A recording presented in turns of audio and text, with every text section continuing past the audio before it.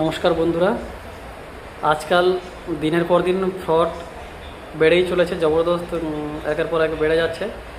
আর আমি যেখানকার কথা বলছি, বাদলপুর, আমাদের যে পিএন অন্যান্য জায়গায়ও হচ্ছে প্রচুর, তো আমাদের পিএনবি বাদলপুর ব্রাঞ্চের রিসেন্ট কয়েকটি ঘটনা ঘটে গেছে।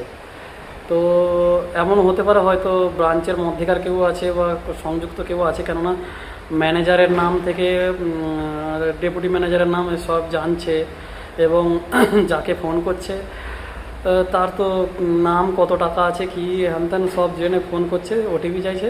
আর আপনারা ভাববেন কি যে আমরা সব যখন জানে, ম্যানেজারের নাম নিচ্ছে, ক্যাশিয়ারের নাম বলছে, ক্যাশিয়ার পর্যন্ত যে আছে তার নাম বলছে। এবারে এত সব যখন আপনি সত্যি ভেবে বলে দিলেন, বলে দিতেই সব টাকা উধাও, আর আপনি ব্যাংকে গিয়ে খোঁজ নেবেন যে না, এখান থেকে কেউ করেনি।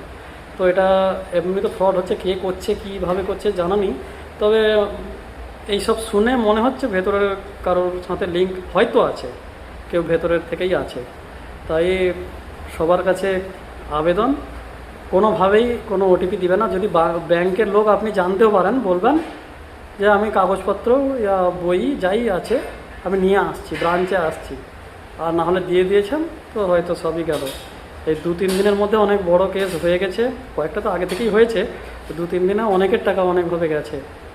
আমাদের এই পিএনবি বা ইউবিআই যাই বলুন, বাদলপুর ব্রাঞ্চ, এটা নিয়ে অনেক বড় সমস্যা চলছে। তাই আপনারা দয়া করে দেবেন না, কারোকে কোনো ওটিপি দেবেন না। আর এটা যতটা পারেন শেয়ার করুন, বেশি শেয়ার করুন, যাতে যিনি এটা করছেন বা এটার সাথে যুক্ত, যদি ভেতরে কেউ যুক্তও থাকে, তাড়াতাড়ি ধরা পড়ে এবং সবার সামনে আসতে পারে। নমস্কার।